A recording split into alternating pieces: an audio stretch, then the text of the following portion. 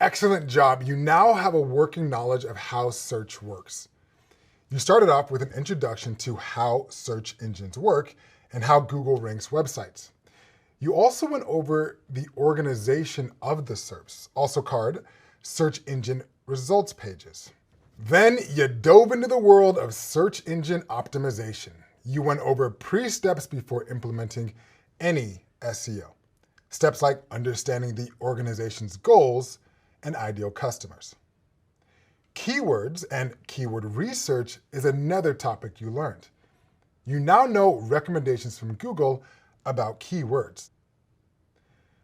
You wrapped up by then learning about website structure and navigation, a very important task when creating any new website. Having a working knowledge of search engine optimization can be very helpful in a beginner digital marketing or e-commerce role. You should always try to keep up with the latest changes in the SERPs. If your organization learns about an online placement or opportunity before competitors, it can increase visibility and sales for the organization. Additionally, if you ever create content for a website, keep in mind the key factors on how Google ranks websites. Use the principles such as relevance and usability to guide how you create content for the site. You covered some big, complicated search topics.